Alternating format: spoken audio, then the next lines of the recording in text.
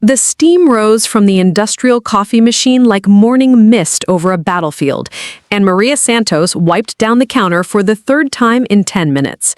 Her movements were precise, economical, the kind of efficiency that comes from years of training, where a wasted motion could mean the difference between life and death. But here, in this small coffee shop just outside Naval Base Coronado, the only casualties were burnt espresso shots and impatient customers running late for their shifts. It was 0545 hours, though she still caught herself thinking in military time, and the first wave of sailors and officers would be arriving soon. Maria had opened Sunrise Brew at exactly 0530, as she had every morning for the past 18 months. Routine was everything to her now. It kept the nightmares at bay, kept her hands busy, kept her mind from wandering to places she'd rather not revisit. Before we jump back in, tell us where you're tuning in from, and if this story touches you, make sure you're subscribed, because tomorrow, I've saved something extra special for you. The bell above the door chimed, and Lieutenant Commander Sarah Walsh stepped in, her uniform crisp despite the early hour. She was Maria's first regular customer, a ritual as dependable as the sunrise itself. "The usual, Commander?" Maria asked, though she was already reaching for the largest cup and moving toward the espresso machine. "You know me too well, Maria. Extra shot today. We've got SEAL team evaluations all week." Sarah's eyes were kind but tired, the look of someone who carried the weight of other people's lives in her decisions. Maria nodded and began the familiar dance of creating the perfect cup. Her movements were fluid, practiced. But Sarah noticed something that others missed. The way Maria's left shoulder dipped slightly when she reached overhead, the barely perceptible wince when she twisted to grab the milk from the refrigerator. Most people would attribute it to ordinary aches and pains, maybe an old sports injury, but Sarah had seen enough wounded warriors to recognize the signs. "How long have you been running this place?" Sarah asked, though she knew the answer. She had been coming here since Maria opened, drawn not just by the exceptional coffee, but by something indefinable about the woman who served it, a quiet strength that reminded her of her own sailors. 18 months next week, Maria replied, concentrating on the foam art she was creating atop Sarah's latte. It was a small anchor, perfectly formed despite the tremor in her right hand that she worked hard to conceal. Seems longer some days. Sarah accepted the cup and studied Maria's handiwork. "That's beautiful work. You've got steady hands." For just a moment, Maria's composure slipped. Her jaw tightened almost imperceptibly, and her dark eyes held a flicker of something. Pain, maybe, or memory. "Steady enough," she said quietly. The morning rush began in earnest as sailors, Marines, and civilian contractors flooded in for their caffeine fix before reporting for duty. Maria moved behind the counter with military precision, calling out orders, operating multiple machines simultaneously, and handling the cash register with the kind of multitasking efficiency that spoke of experience under pressure. Among her regulars was Chief Petty Officer Martinez, who always ordered a simple black coffee but lingered to chat about his daughter's soccer games. There was Ensign Thompson, barely 22 and homesick, who always seemed a little brighter after Maria remembered exactly how he liked his complicated caramel macchiato, and Dr. Elizabeth Harper from the base medical facility, who appreciated that Maria never asked questions about the long hours or the exhaustion that showed in her face. But it was the group that came in around 6:30 that always made Maria's pulse quicken slightly. They were unmistakable. Navy SEALs had a presence that filled a room, a way of moving that spoke of deadly competence and absolute confidence. They were polite, professional, and they tipped well, but Maria always felt exposed under their observant gazes. Today's group was led by Senior Chief Petty Officer Marcus Rodriguez, a man whose reputation preceded him throughout the base. His team included Petty Officer First Class Jake Hammer Harrison, Petty Officer Second Class Tony Ghost Williams, and the newest member of their team, Petty Officer Second Class Alex Chen. They moved with the synchronized precision of a unit that had been through hell together and emerged stronger. "Morning, Maria," Senior Chief Rodriguez said. His voice carried the authority of a man who'd led teams through some of the military's most dangerous missions. The usual for the team. Maria nodded and began preparing their orders. Black coffee for Rodriguez, an Americano for Harrison, a cortado for Williams, and a cappuccino for Chen. As she worked, she could feel their eyes on her, not in a threatening way, but in the professional awareness that came naturally to operators who were trained to notice everything. It was Chen who spoke first, his voice casual, but his eyes sharp. "You move like military, Maria. What branch did you serve in?" The question hit her like a physical blow, though she managed to keep her expression neutral. "I didn't serve," she said, focusing intently on the espresso she was pulling.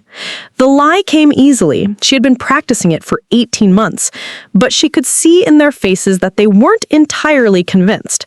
SEALs were trained to spot deception, to read body language and micro-expressions that others would miss. They didn't press the issue, but she could feel the weight of their curiosity as they accepted their drinks and found their usual table in the corner.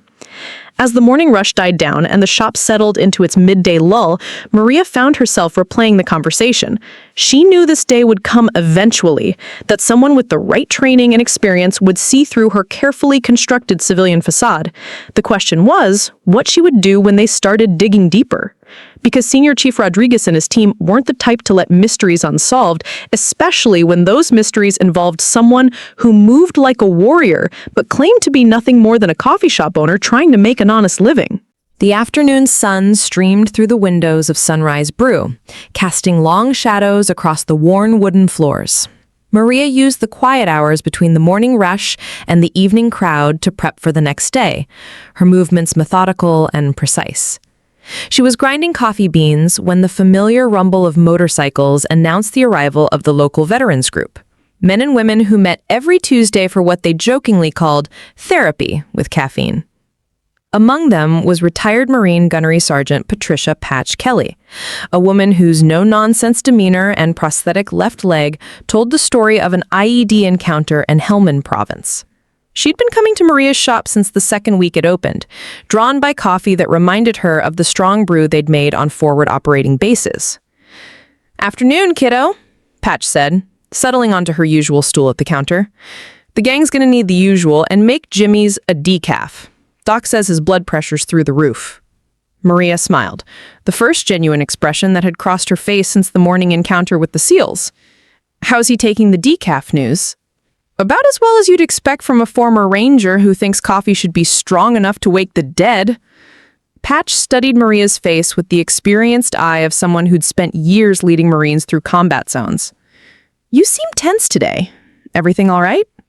Before Maria could answer, the door chimed again, and Senior Chief Rodriguez walked in, alone. He moved to the counter with purpose, his presence immediately commanding attention from the assembled veterans. They recognized authority when they saw it, and several nodded respectfully in his direction. "Afternoon, Maria," Rodriguez said, his tone friendly, but his eyes serious. "Could I get a black coffee to go, and maybe a few minutes of your time when you're free?" The coffee shop fell silent. Even the veterans' usual banter died away, as they sensed the tension in the air. Maria's hand trembled slightly as she poured the coffee, a tremor she quickly covered by setting the pot down and reaching for the lid. "I'm pretty busy this afternoon. Maybe another time." Rodriguez accepted the coffee, but made no move to leave.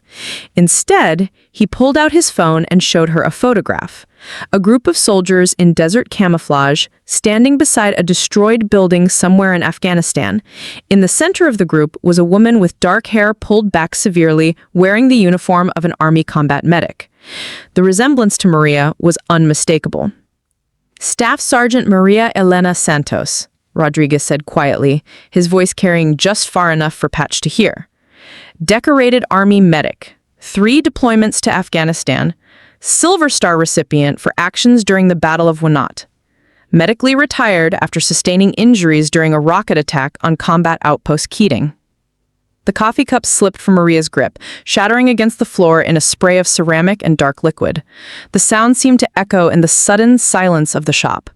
Her carefully constructed civilian identity crumbled in that moment.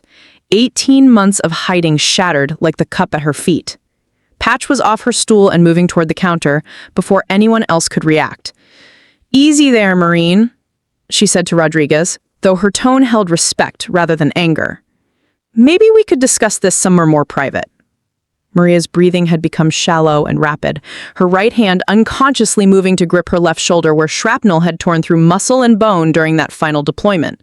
The familiar signs of an approaching panic attack were there. The tunnel vision, the feeling of walls closing in, the echo of explosions that existed only in her memory.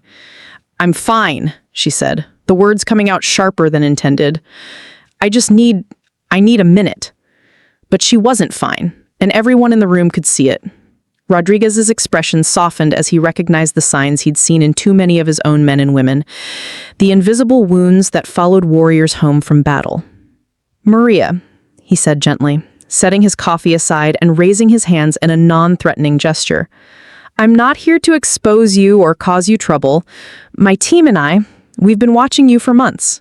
We see how you move, how you carry yourself, how you treat the people who come in here. We see a warrior who is still fighting, just in a different way." The veterans in the coffee shop had formed a loose protective circle around Maria, their body language making it clear that they considered her one of their own. These were men and women who understood the weight of service, who knew what it meant to carry invisible scars and the burden of memories that wouldn't fade. Patch moved behind the counter and began cleaning up the broken ceramic, her prosthetic leg making soft mechanical sounds as she knelt. "Honey, there's no shame in what you're dealing with. We've all been there." Maria's composure finally cracked. Tears she'd held back for 18 months began to fall, and with them came the words she'd kept locked away. "I used to save people. That was my job, my calling. I was good at it. And then one day, I couldn't save anyone. Not my team, not the local kids who were caught in the crossfire, not even myself." Rodriguez nodded, understanding flooding his expression. He'd read her file, knew about the rocket attack that had killed 3 members of her medical team while she was treating wounded soldiers in a makeshift aid station. He knew about the months of physical therapy, the psychological evaluations, the medical board that ended her military career despite her protests. "But you are saving people," he said quietly. "Every morning you give tired sailors and Marines a reason to smile. You remember their names, their stories, how they like their coffee. You've created a place where warriors can feel normal for a few minutes before they head back to their duties. That's not nothing, Maria. That's everything." The coffee shop remained silent, except for the soft sounds of patch cleaning and the distant hum of traffic from the base. Maria wiped her eyes with the back of her hand, leaving streaks on her cheeks that looked remarkably like the camouflage paint she used to wear. "What do you want from me?" she asked finally. Rodriguez's answer would change everything. "We want to offer you a job," Rodriguez said simply, and the words hung in the air like the morning fog that rolled in from the Pacific. Not just any job, a position with the Navy's Special Operations Medical Training Program, teaching combat medicine to the next generation of SEALs and special operators. Maria stared at him as if he'd spoken in a foreign language. Around them, the veterans had gone completely still, understanding that they were witnessing a moment that could reshape someone's life entirely.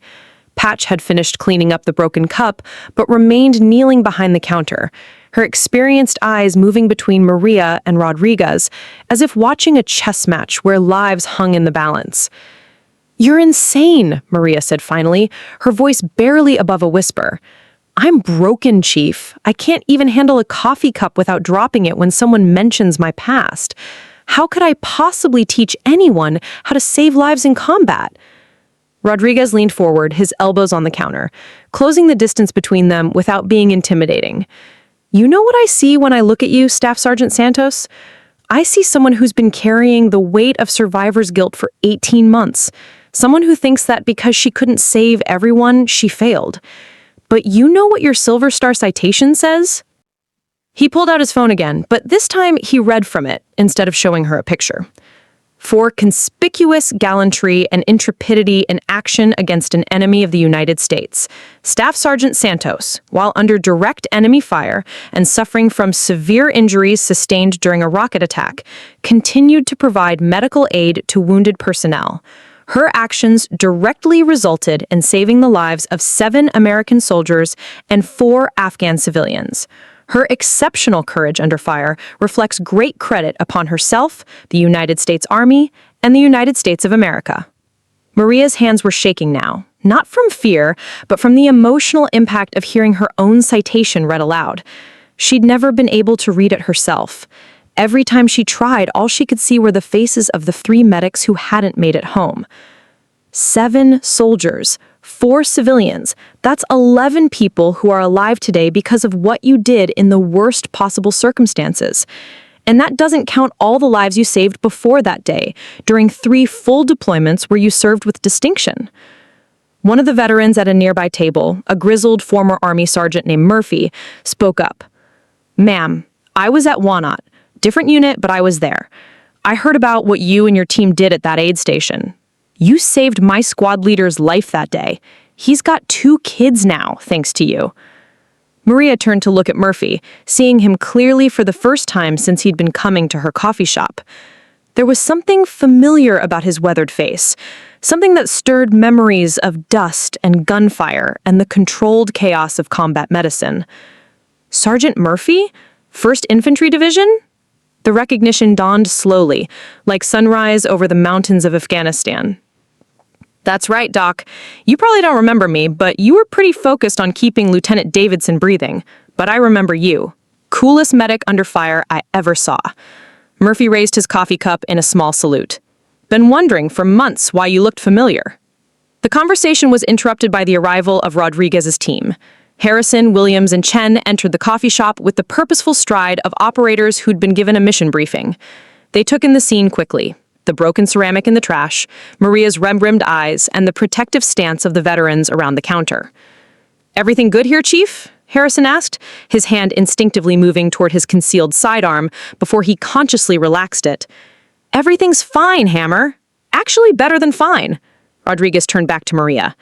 "These are the men I want you to train. They're good, damn good, but they can always be better, and there are dozens more like them who need the kind of training that only someone with your experience can provide." Chen stepped forward, his young face serious. "Ma'am, with respect, I've read your file. What you did at Cop Keating, that's the kind of medicine we need to learn. Not just the technical skills, but how to keep working when everything's going to hell around you." Maria looked at the faces surrounding her. Rodriguez with his steady confidence, the SEALs with their eager professionalism, the veterans who understood her struggle, and Patch, who was watching her with the expression of someone who recognized a crucial moment in another person's life. "I have panic attacks," Maria said bluntly. "Sometimes I can't sleep for days. Sometimes I wake up screaming. I see dead faces in my coffee foam and hear explosions in car backfires. I'm not the hero you think I am." Williams, the quiet one they called Ghost, spoke for the first time. "Ma'am, respectfully, that doesn't make you broken. That makes you human. Every operator in this room deals with their own demons. The difference is, you've learned to channel yours into something positive. This place, the way you treat people, the community you've built, that's healing in action." Rodriguez nodded. "The job comes with full medical and psychological support. The Navy's warrior transition programs are among the best in the military. You wouldn't be doing this alone." Maria closed her eyes and took a deep breath, the kind she'd learned in physical therapy to manage the chronic pain from her injuries. When she opened them again, there was something different in her expression. Not the haunted look that had become her default, but a spark of something that might have been hope. "If I did this," she said slowly, "what would happen to the coffee shop?" Patch stood up, dusting off her hands. "Honey, I've been looking for a good business investment since I retired. What do you say we become partners? I'll run the day-to-day operations, and you can stop by whenever you want.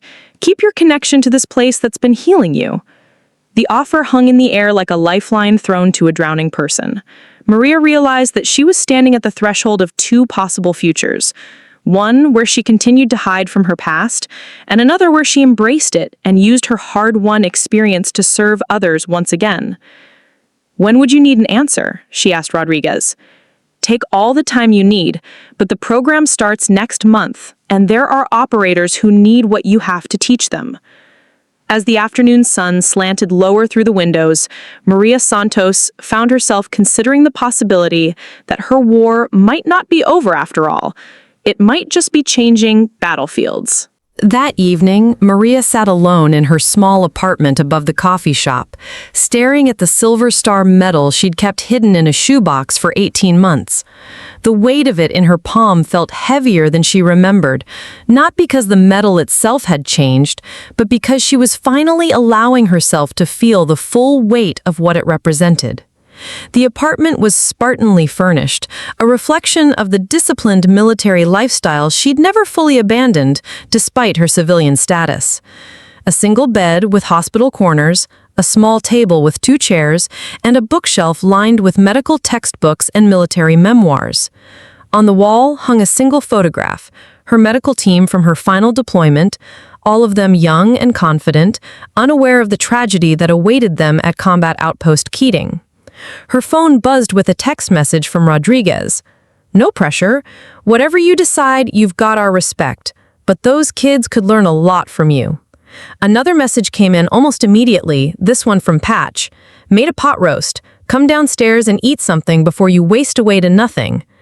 Maria smiled despite herself. In the 18 months since opening Sunrise Brew, she'd unconsciously surrounded herself with people who understood the unspoken rules of military camaraderie. Patch had served 3 tours in Iraq and Afghanistan, losing her leg but not her spirit. The coffee shop had become an unofficial gathering place for veterans, a neutral ground where they could exist without judgment or prying questions about their service. She made her way downstairs, using the back entrance that led directly to Patch's small apartment behind the kitchen. The smell of home cooking hit her immediately, something she'd almost forgotten existed after years of MREs and chow hall food, followed by 18 months of surviving on coffee and whatever simple meal she could prepare for herself. "Smells like heaven in here," Maria said, settling into one of the mismatched chairs around Patch's kitchen table. "Tastes better than it smells," Patch replied, setting a plate in front of her. "Now eat, and while you're eating, talk to me about what's really going on in that head of yours." The pot roast was perfect. Tender meat that fell apart at the touch of a fork, vegetables that had absorbed the rich flavors of the broth, and the kind of comfort that could only come from a meal prepared by someone who understood hunger in all its forms. "I keep thinking about the last day," Maria said after several bites. "Not the rocket attack. I mean, the last day I felt like I was doing what I was meant to do.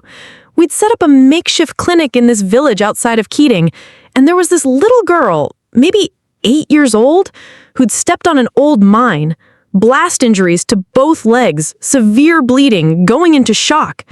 She paused, setting down her fork as the memory played out in vivid detail.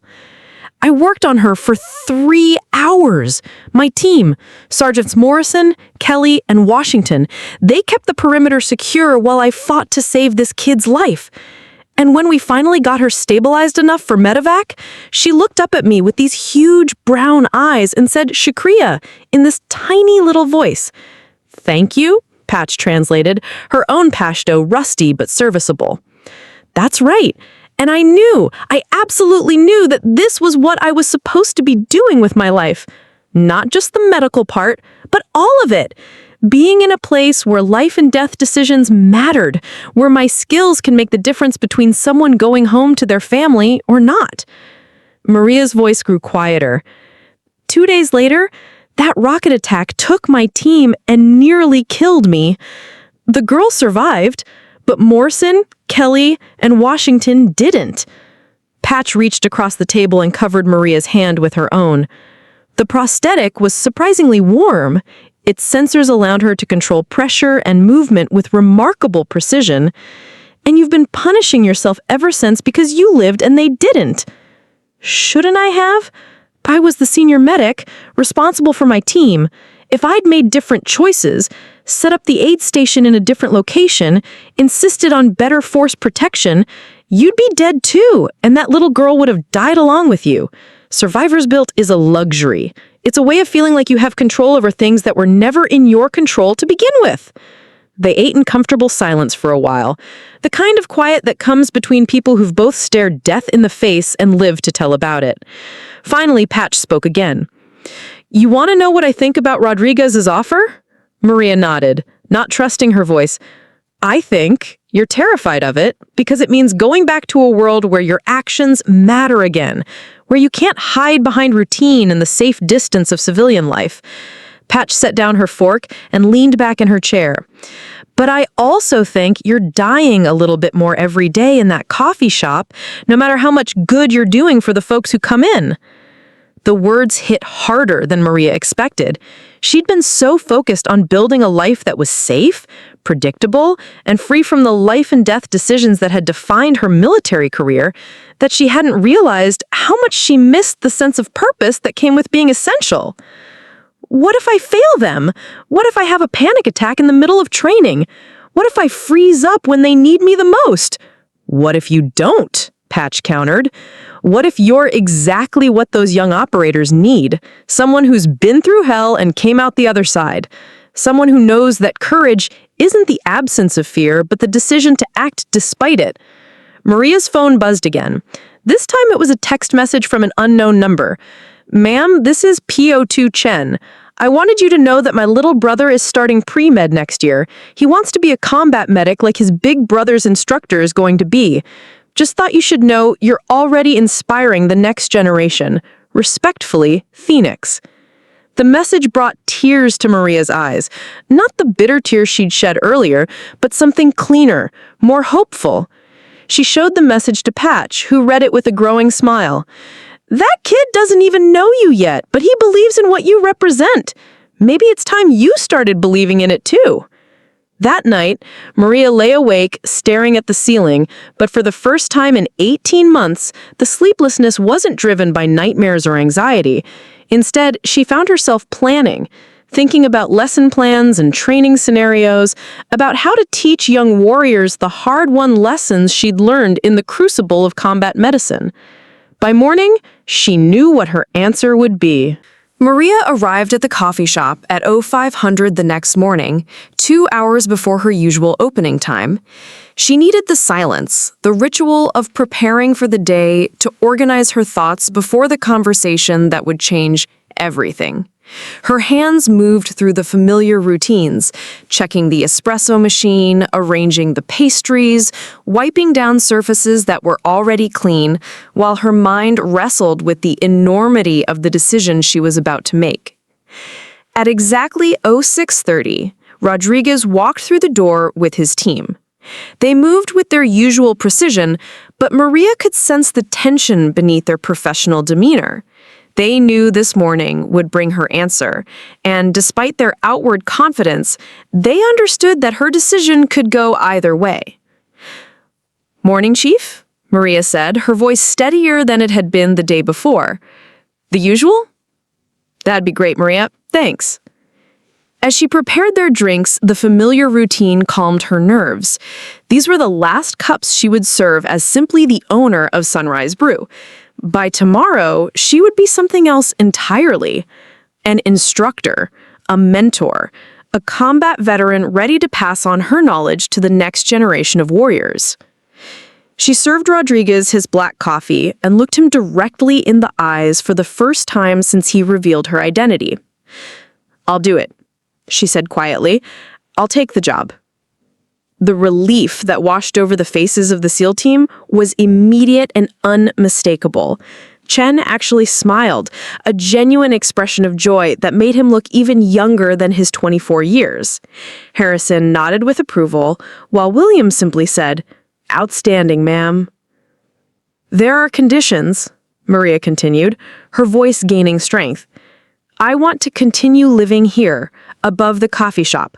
I want to maintain my partnership with Patch, and I want to be involved in selecting the medics who join the program, not just SEALs, but cross-service personnel who can benefit from advanced combat medical training." Rodriguez extended his hand across the counter. "Deal. When can you start?" "Next Monday. That gives me a week to get affairs in order here and to prepare myself mentally for what's coming." She shook his hand, feeling the calluses and scars that marked him as a man who'd earned his position through years of hard service. "There's something else," Rodriguez said, his expression growing serious.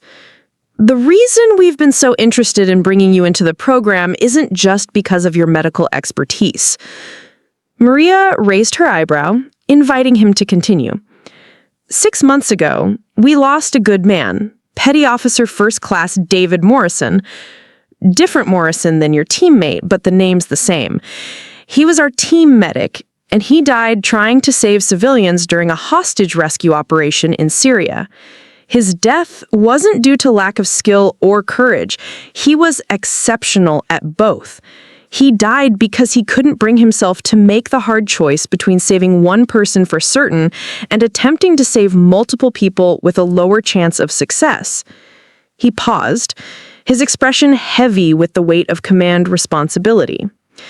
He hesitated because he'd never been taught how to make those impossible choices, how to live with the knowledge that sometimes you can't save everyone.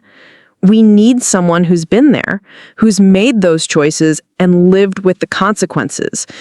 We need someone who can teach our people that doing your best under impossible circumstances is enough, even when the outcome isn't what you hoped for. Maria understood immediately. Morrison, had been teaching her this lesson even in death. The guilt she had carried wasn't just about surviving, it was about learning to accept that she had done everything possible under impossible circumstances. "I think I'm ready to teach that lesson," she said quietly. "I know you are. Welcome back to active duty, Staff Sergeant Santos." Monday morning arrived with the kind of crisp clarity that only comes with autumn in Southern California. Maria stood before the mirror in her small apartment, adjusting the fit of her new instructor's uniform. The Navy had issued her a special designation as a civilian contractor with military instructor status, allowing her to wear a modified uniform that honored her Army service while indicating her current role with Naval Special Operations Command. The reflection staring back at her looked different from the woman who had opened a coffee shop 18 months ago. There was still pain in her dark eyes, but it was balanced now by something that had been missing for too long: purpose. The silver oak leaves of her former rank had been replaced by instructor insignia, and on her right shoulder was a patch indicating her assignment to the Special Operations Medical Training Command. At 0700 hours, Rodriguez arrived to escort her to the training facility. The drive across the base gave her time to observe the morning routine of one of America's premier military installations. Sailors and Marines moved with purpose through their morning physical training. Helicopter rotors chopped through the air as aircraft prepared for training missions. And in the distance, she could see small teams of operators conducting close-quarters battle training. "Nervous?" Rodriguez asked as they pulled into the parking area adjacent to a modern training complex. "Terrified," Maria admitted, but the good kind of terrified. The kind that means what you're about to do matters. The Special Operations Medical Training Facility was state-of-the-art, equipped with the latest in medical simulation technology. There were mock operating theaters, casualty simulation equipment, and training areas designed to replicate the chaotic conditions of combat medicine. But what impressed Maria most were the instructors and staff who greeted her, every one of them a combat veteran, everyone carrying the quiet confidence of professionals who had proven themselves under fire. Dr. Jennifer Hayes, the facility's commanding officer, was a Navy captain whose background included tours as a flight surgeon with Marine aviation units and multiple deployments to Iraq and Afghanistan.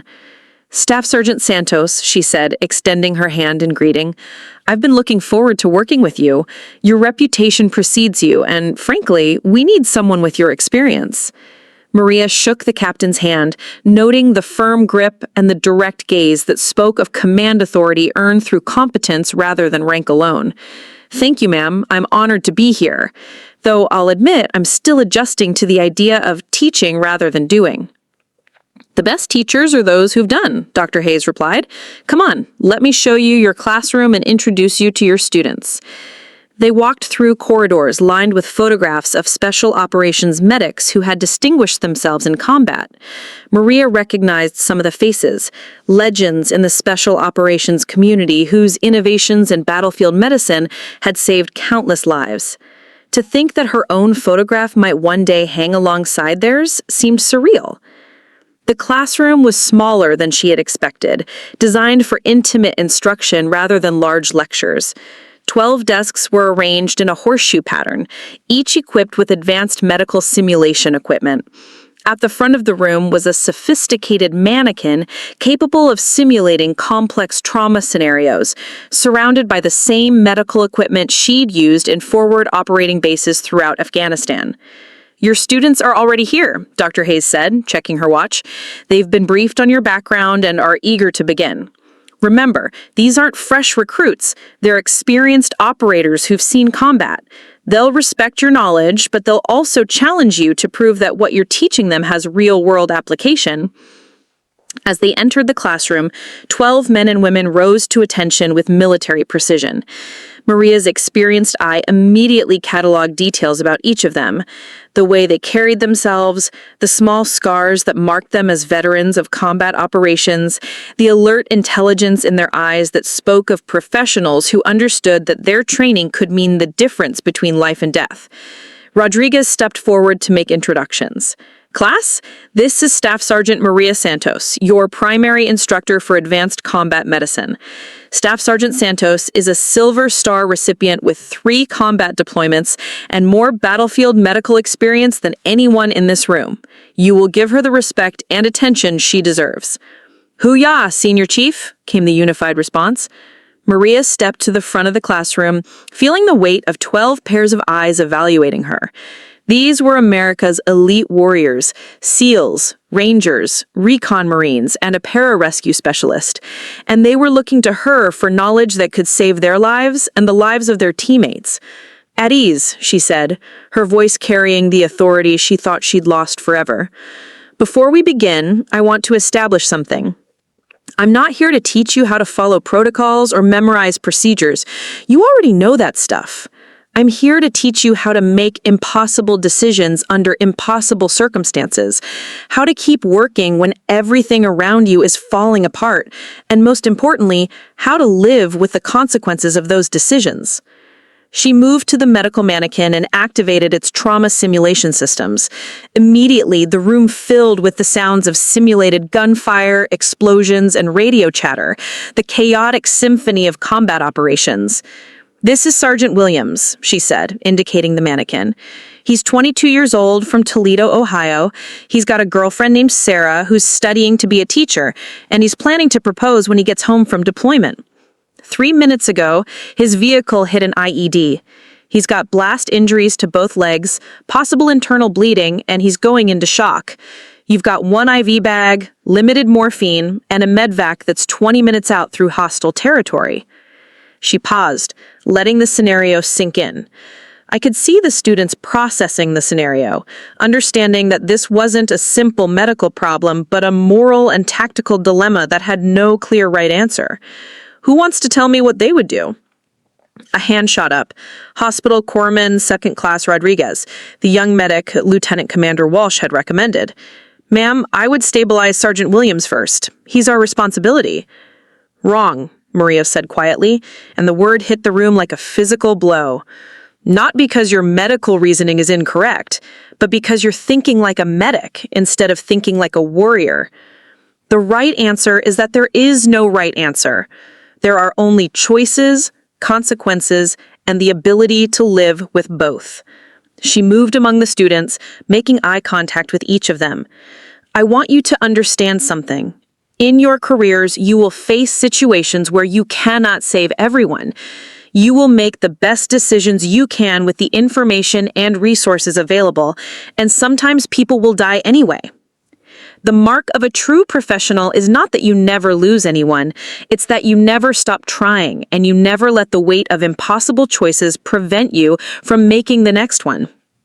The simulation continued, and Maria guided them through the scenario step by step, not focusing on the medical procedures, but on the decision-making process, the mental compartmentalization required to function under extreme stress, and the psychological tools necessary to process trauma without becoming paralyzed by it. By the end of the first day, Maria felt something she hadn't experienced since before her injury, the deep satisfaction that comes from doing work that matters. These 12 warriors would go back to their units better prepared, not just technically, but mentally and emotionally for the challenges they would face. As the students filed out, Hospital Corpsman Rodriguez approached her desk. "Ma'am, that was the hardest first day of training I've ever experienced. Good, Maria replied. If it was easy, it wouldn't be worth doing. Same time tomorrow, Rodriguez, and bring your A game. We're just getting started. That evening, as she climbed the stairs to her apartment above Sunrise Brew, Maria realized that for the first time in 18 months, she felt like herself again. The warrior who had earned a silver star in Afghanistan was finally ready to serve again, just in a different way. 3 weeks into the training program, Maria thought she had found her rhythm. The days were structured and purposeful, morning classes focusing on advanced trauma care, afternoon sessions on tactical medicine under fire, and evening debriefs where students processed the emotional weight of the scenarios they'd experienced. Her students had begun to trust her, opening up about their own experiences and fears in ways that created genuine learning opportunities. But trauma has a way of surfacing when you least expect it, and Maria's carefully constructed new life was about to be tested in ways she hadn't anticipated. It started during a routine training exercise. The class was working through a mass casualty scenario, a simulated vehicle-borne IED attack that had resulted in multiple casualties with varying degrees of injury. The mannequins were programmed to present realistic wounds, complete with synthetic blood and the kind of chaotic audio that accompanied real combat situations. Maria was moving between students, offering guidance and observing their decision-making processes when the simulation's audio system malfunctioned. Instead of the controlled chaos of the training scenario, the speakers began playing actual radio traffic from a real firefight. Someone had apparently loaded the wrong audio file into the system. The voices were desperate, urgent, calling for medical support as explosions thundered in the background. And then Maria heard something that made her blood freeze in her veins. Medic down. We need another medic at grid 432567. Santos, where the hell are you? It was the radio traffic from Combat Outpost Keating from the day her team had died. Someone had included actual combat recordings in the training database, and the system had randomly selected the worst possible file for Maria to hear. The classroom seemed to tilt around her. The synthetic blood on the mannequins suddenly looked real. The training equipment transformed into the makeshift aid station where she'd fought to save lives while rockets fell around them. Her breathing became rapid and shallow. Her vision narrowed to a tunnel, and her hands began to shake uncontrollably. Staff Sergeant Santos? Hospital Corpsman Rodriguez's voice seemed to come from very far away. Ma'am, are you all right? But Maria wasn't all right. She was back in Afghanistan, listening to her teammates die while she lay trapped under debris from the rocket attack, unable to help them, unable to save them, unable to do anything but survive when they hadn't. She bolted from the classroom without a word, leaving 12 confused and concerned students behind. Rodriguez immediately took charge, shutting down the simulation and dismissing the class, while someone else went to find Dr. Hayes. Maria found herself in the women's restroom, locked in a stall, hyperventilating and fighting waves of nausea as the panic attack ran its course. The fluorescent lights seemed too bright, the tile walls too white, everything too clean and sterile compared to the dust and blood and chaos that filled her memory. It was Rodriguez who found her 20 minutes later, sitting on the floor with her back against the wall, still shaking but breathing more normally. He didn't say anything at first, just sat down across from her and waited. It was the kind of patient presence that comes from someone who understands trauma firsthand. I heard the audio, he said finally. That was your team, wasn't it? Maria nodded, not trusting her voice. The young corpsman had proven himself to be the most perceptive of her students, the one who asked the hardest questions and pushed himself the furthest in training scenarios. My first deployment was to Syria. I lost my whole team to a suicide bomber. I was the only one who made it out. And for the longest time, I couldn't understand why. Survivor's guilt is a special kind of hell, isn't it? How do you deal with it? Maria asked, her voice barely above a whisper. By remembering that they died doing what they believed in, and by making sure their sacrifice matters. Every life I save, every student I train, Every skill I pass on, that's them living on through me. Rodriguez leaned forward slightly. You're doing the same thing, ma'am. Every one of us in that classroom is going to be better at saving lives because of what you're teaching us. Your teammates' deaths weren't meaningless if they led to knowledge that saves other people. Dr. Hayes appeared in the doorway, her expression concerned but not judgmental. Maria, how are you feeling? Like I let everyone down, Maria admitted. My students, the program, myself. Bullshit, Dr. Hayes said bluntly, earning a surprised look from Rodriguez. You think you're the first instructor who's had a panic attack during training? Hell, I had one during my 3rd week here, triggered by the sound of a helicopter that reminded me of a medevac Russian that went bad in Fallujah. She sat down on the floor with them, ignoring the fact that her crisp uniform was getting wrinkled. The difference between good instructors and great ones isn't that great ones never break down, it's that they learn to use their breakdowns as teaching moments. I don't understand, Maria said. Your students just saw something they needed to see, that even the strongest, most experienced warriors have vulnerabilities. They saw that PTSD doesn't make you weak or unfit for duty, it makes you human. And tomorrow, when you go back in there and talk to them about what happened, they're going to learn more about managing trauma and stress than they could from 100 textbook scenarios. Rodriguez nodded emphatically. Ma'am, with respect, the whole class was worried about you, not because we lost confidence in your abilities, but because we care about you as a person. You've created something in that classroom that goes beyond just medical training. You've built a team. That evening, Maria sat in Sunrise Brew after closing, talking with Patch about the day's events. The coffee shop was quiet, filled only with the familiar sounds of the espresso machine cooling down and the distant hum of traffic from the base. So, what are you going to do? Patch asked, refilling Maria's cup for the 3rd time. I'm going back tomorrow, Maria said, with more certainty than she felt. I'm going to tell them exactly what happened, why it happened, and what we can all learn from it. And if it happens again, then we'll deal with it again. Rodriguez was right. My teammates' deaths matter if they help me save other lives. Running away from that responsibility isn't honoring their memory, it's abandoning it. Patch nodded approvingly. Now you're starting to sound like the warrior I knew was hiding in my coffee shop. That night, Maria slept better than she had in weeks. The nightmares came, as they always did. But this time, they didn't feel like endings. They felt like beginnings. Painful truths that could be transformed into wisdom if she had the courage to share them. The next morning, Maria arrived at the training facility 30 minutes early. She spent the time preparing not just the day's lesson plan, but also mentally rehearsing what she would say to her students about the previous day's incident. Dr. Hayes had been right. This could be a teaching moment, but only if Maria had the courage to be completely honest about her vulnerabilities. When the 12 operators filed into the classroom at exactly 800 hours, the atmosphere was different. There was concern in their faces, but also a protective solidarity that told Maria her students had discussed the situation among themselves and reached their own conclusions about how to proceed. Rodriguez was the first to speak.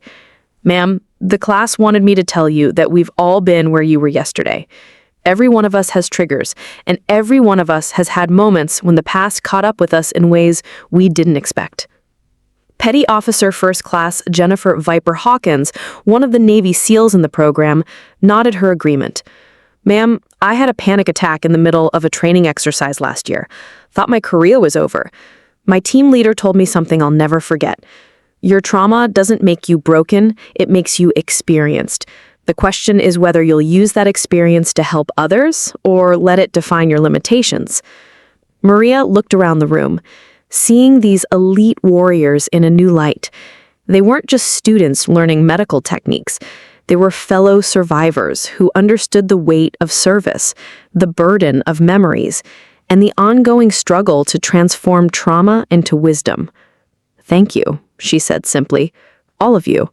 Yesterday was difficult, but I want to talk about why it happened and what we can learn from it. because understanding psychological trauma is just as important as understanding physical trauma when you're operating in combat zones.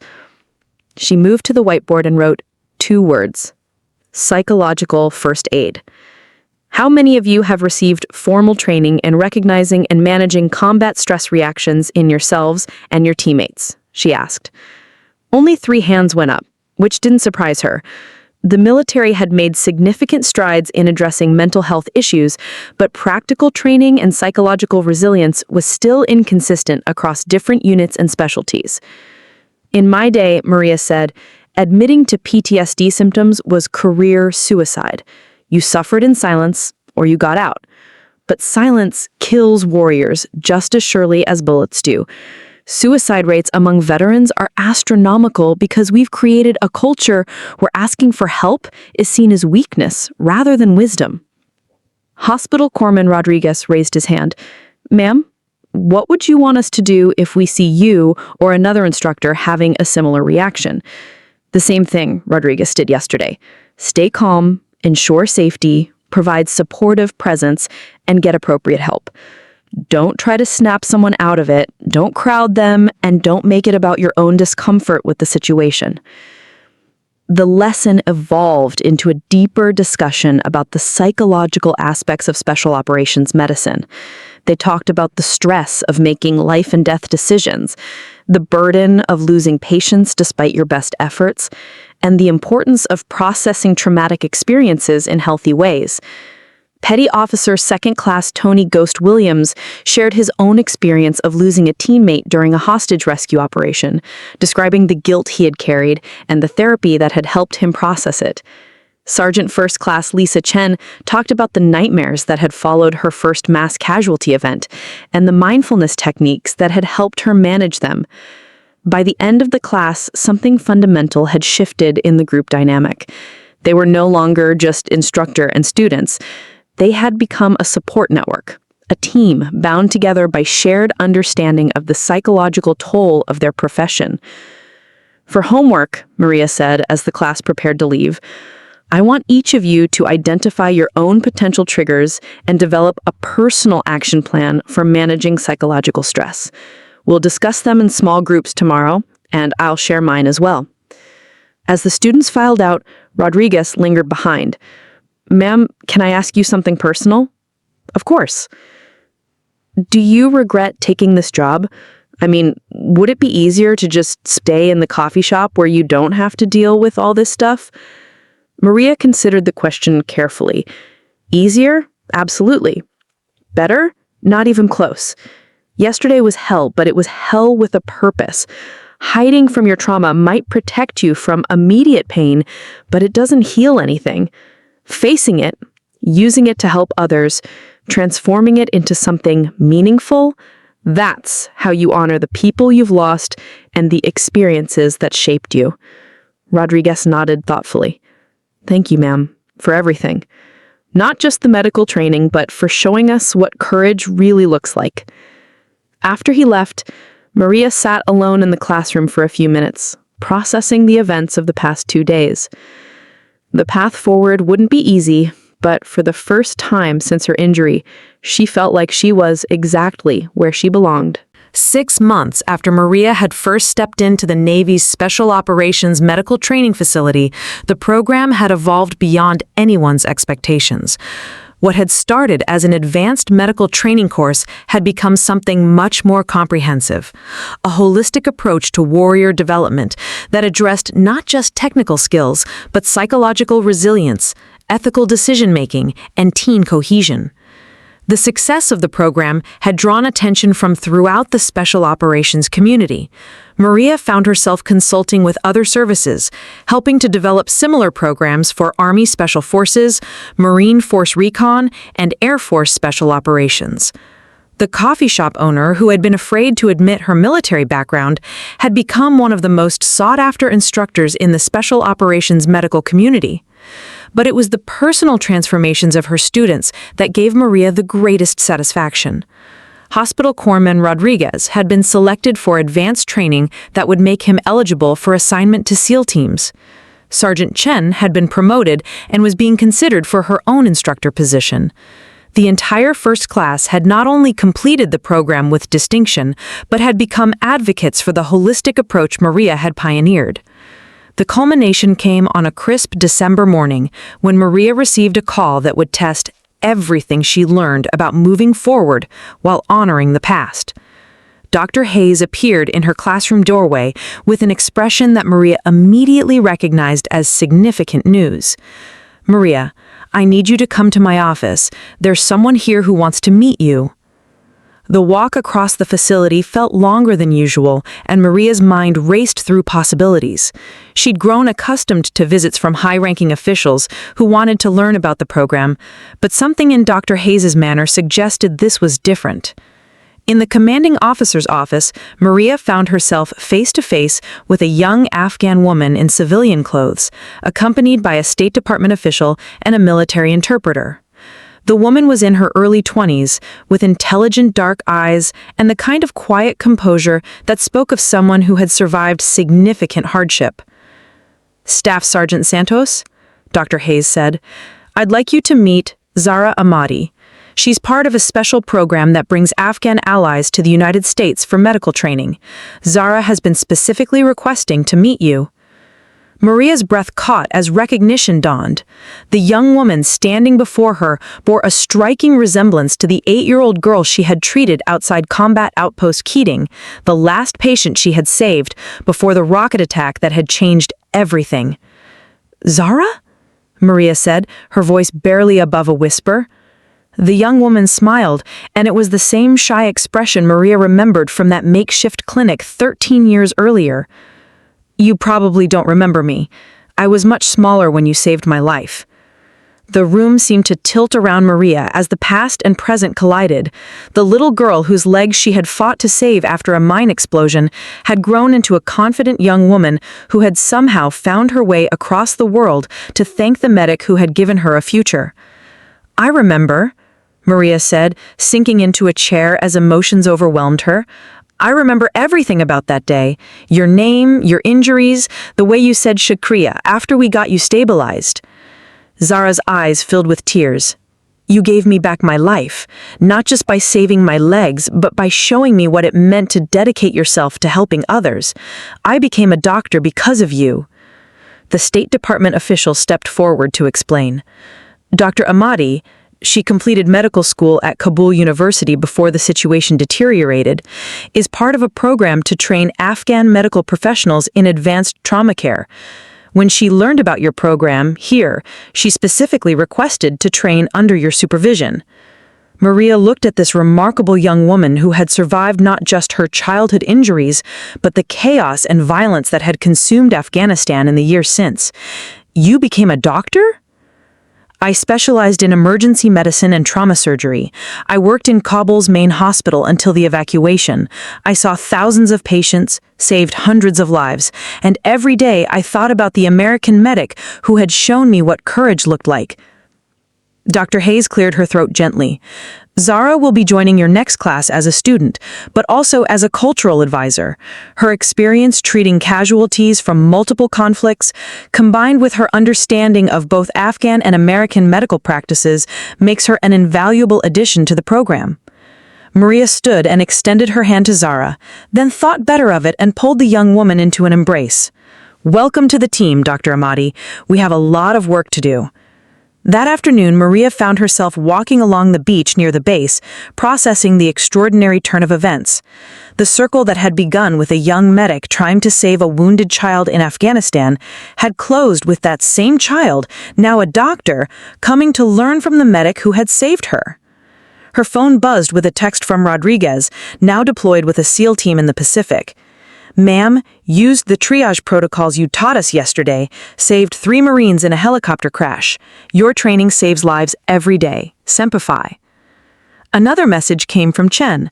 "Starting my instructor training next month. Planning to use your integrated approach. Thanks for showing us that strength and vulnerability aren't opposites."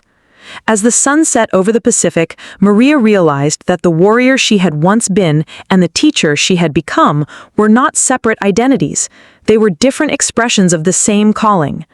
The scars she carried, both visible and invisible, had not disqualified her from service. They had prepared her for a different kind of mission. The coffee shop still anchored her days, still provided the routine and community that kept her grounded. But now it served a dual purpose, a place where warriors could find normalcy and civilians could glimpse the dedication of those who served.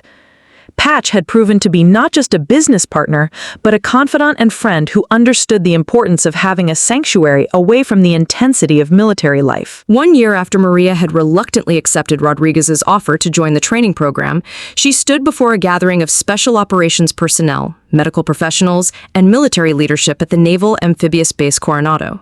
The occasion was the formal recognition of the Integrated Combat Medicine Program as a model for military medical training worldwide. The auditorium was filled with familiar faces, her students, now graduates and instructors themselves, Dr. Hayes and the other facility staff, Patch, who had closed the coffee shop for the afternoon to attend, and in the front row, Dr. Zara Ahmadi, who had not only completed the program, but had been selected to help establish similar training protocols in allied nations. "Ladies and gentlemen," the Master of Ceremonies announced, "please welcome the architect of the Integrated Combat Medicine Program, Staff Sergeant Maria Santos." As Maria approached the podium, she caught sight of a photograph displayed on a large screen behind her, the image Rodriguez had shown her in the coffee shop that first day, her old team standing together in Afghanistan. But now, instead of representing loss and survivor's guilt, the photograph symbolized the foundation upon which she had built something meaningful. 13 months ago, Maria began, I was hiding behind a coffee machine, convinced that my military service was over and that the best I could do was serve caffeine to better warriors than myself. I was wrong on both counts. She paused, looking out at the audience of operators, medics, and support personnel who represented the future of special operations medicine. I wasn't serving coffee because I was broken or because I had nothing left to give. I was serving coffee because I needed to learn how to serve again, in a different way, with a different purpose. The speech she had prepared focused on the technical aspects of the program, the improved survival rates among graduates, the expanded curriculum that other services were adopting, the research partnerships with civilian medical institutions. But as she spoke, Maria found herself drawn to the personal transformations she had witnessed. This program succeeds not because we've developed new medical techniques, but because we've created an environment where warriors can be vulnerable without being weak, where admitting psychological wounds is seen as courage rather than failure, and where the lessons learned from our worst experiences become the foundation for saving others. She gestured toward the graduates in the audience. Hospital Corpsman Rodriguez, recently returned from deployment, wrote to tell me that the psychological first aid training helped him not just treat wounded Marines, but support his team through the trauma of losing a teammate. The medical skills kept them alive. The psychological training kept them functional. Rodriguez, now wearing the chevrons of a petty officer first class, nodded from his seat in the audience. His experiences in the Pacific had validated everything Maria had taught about the integration of technical and psychological resilience. Sergeant Ken, Maria continued, has established a similar program at Fort Bragg that's being used to train Army Special Forces medics.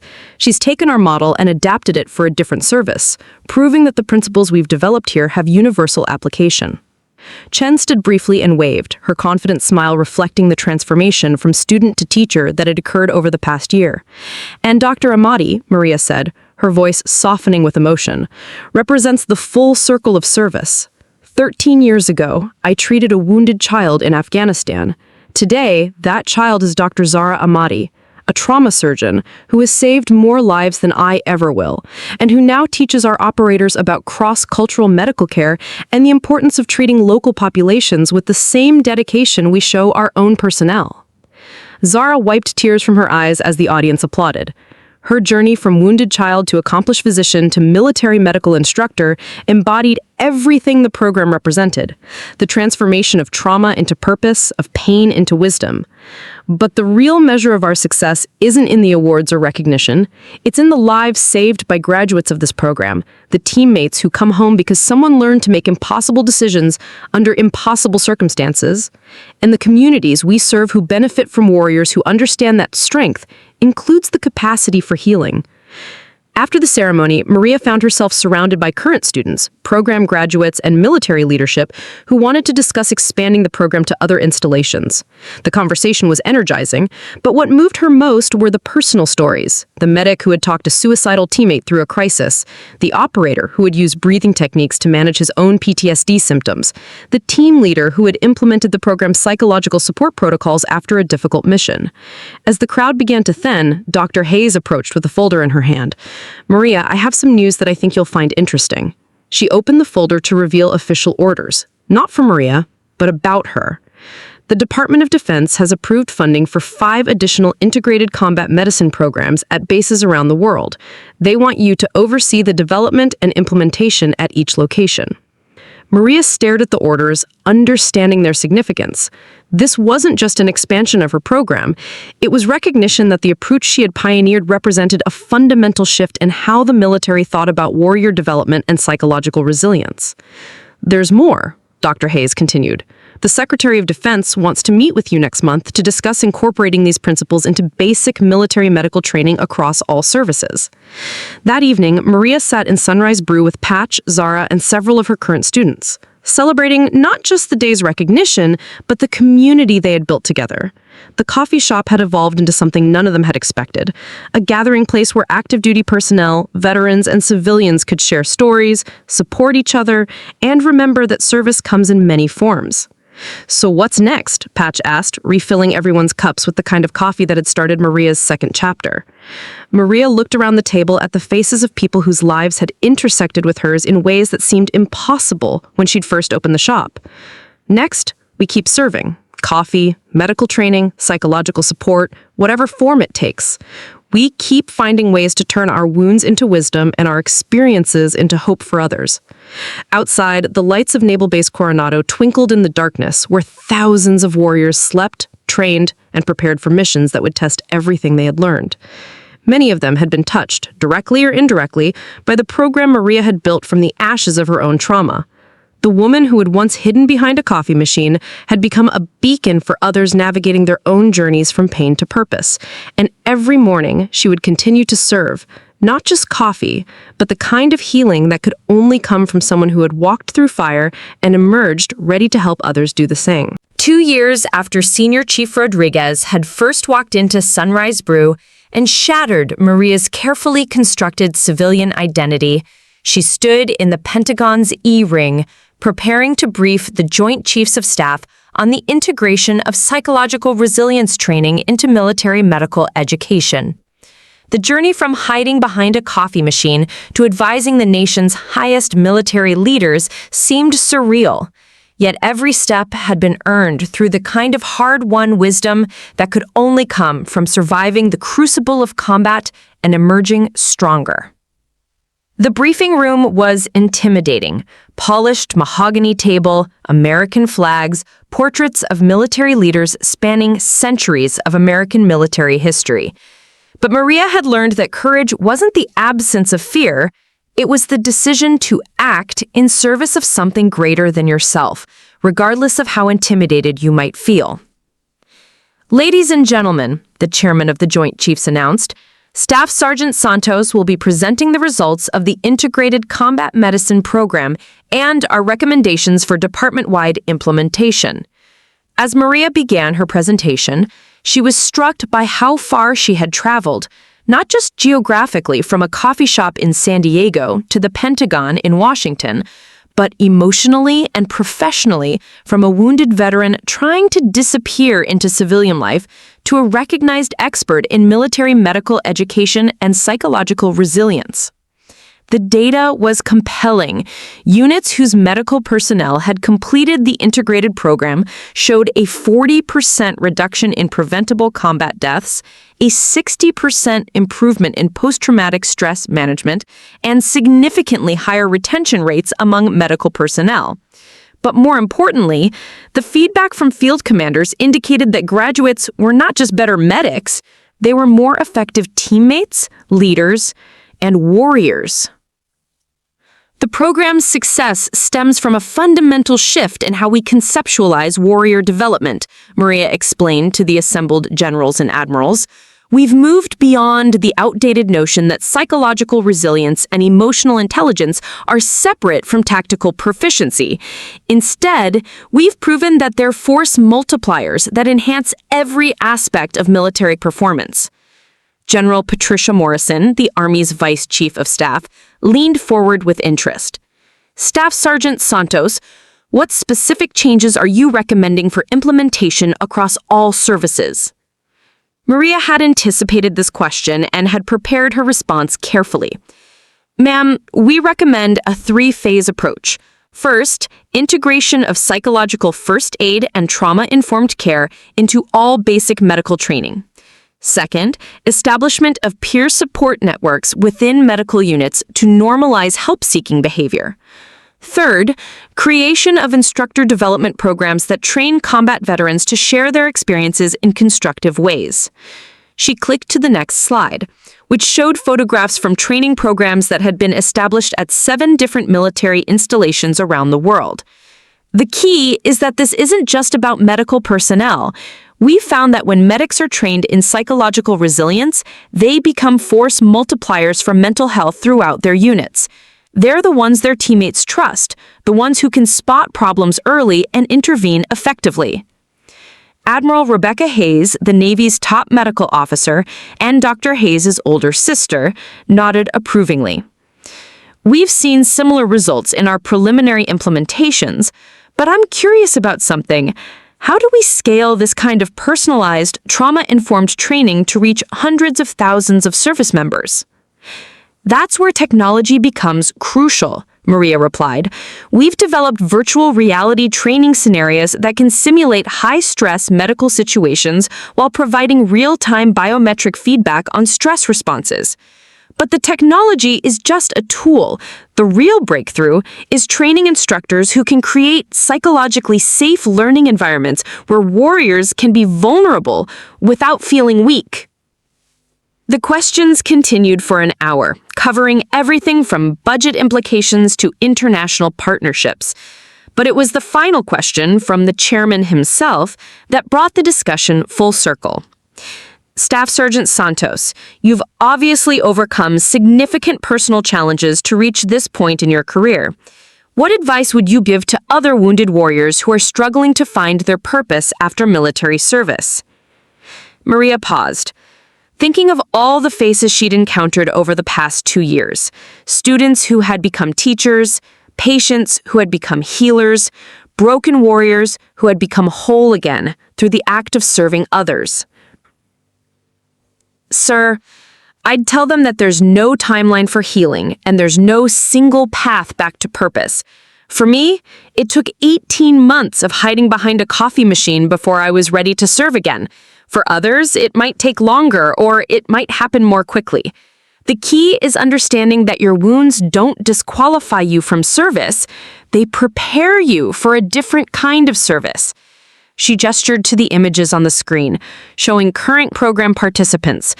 Every person in these photographs is a wounded warrior in some sense.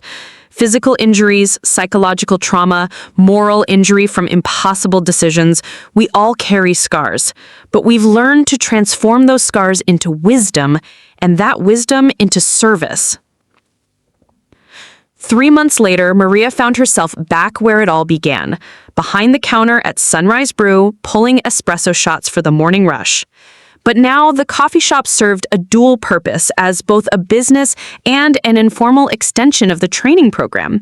Current students often stopped by for coffee and conversation, veterans used it as a gathering place, and civilians got a glimpse into the dedication and sacrifice of those who served. The shop had expanded into the space next door, creating room for a small meeting area where support groups met, where students could study, and where the kind of informal mentoring that was the heart of Maria's program could continue beyond official training hours. Dr. Zara Ahmadi had become not just a colleague, but a close friend, someone who understood the weight of carrying others' pain and the responsibility of transforming it into healing. She was preparing to return to Afghanistan as part of a humanitarian medical mission, carrying with her the skills and knowledge she'd gained from the program. "Are you nervous about going back?" Maria asked as they prepared the morning coffee together. Terrified, Zara admitted, but also excited. I get to take everything I've learned here and use it to help my people. That little girl you saved 13 years ago gets to become a doctor who saves other children. Hospital Corpsman Rodriguez, now Petty Officer First Class, had returned from his latest deployment and was preparing to attend the Navy's Physician Assistant Program. His experiences in combat had validated everything Maria had taught about the integration of medical and psychological skills. Ma'am, I wanted you to know that the techniques you taught us probably saved my sanity as much as my patients' lives. When we lost Thompson in that IED attack, I was able to help the team process the trauma while still maintaining our medical readiness. That came directly from your training. Sergeant Chen had been promoted to Staff Sergeant and was now running her own integrated program at Fort Bragg. Her success had led to invitations to establish similar programs throughout Army Special Operations Command. As the morning rush subsided, Maria reflected on the unexpected path that had brought her to this point. The woman who had once believed her military service was over had discovered that service comes in many forms, and sometimes the most important battles are not fought with weapons, but with wisdom, compassion, and the courage to be vulnerable in service of others. Senior Chief Rodriguez appeared at the counter, now a few months from us from her mid, but still carrying himself with the bearing of a leader who had spent his career developing others. "Morning, Maria. The usual?" "Of course, Chief. How's retirement planning going?" "Funny you should ask. I've been thinking about opening a training consulting business, help other services implement programs like ours." He paused, studying her expression. "I was wondering if you might be interested in a partnership. Take this thing national, maybe international." Maria smiled, remembering the fear she'd felt when he had first approached her with a job offer. "Let me think about it, Chief. Right now, I'm pretty content serving coffee in the morning and saving lives in the afternoon." "Fair enough, but the offer stands. This program you've built, it's bigger than any one installation, any one service. It's a new way of thinking about what it means to be a warrior in the 21st century. That evening, as Maria closed the shop and climbed the stairs to her apartment, she passed the wall where she'd hung photographs from the past 2 years.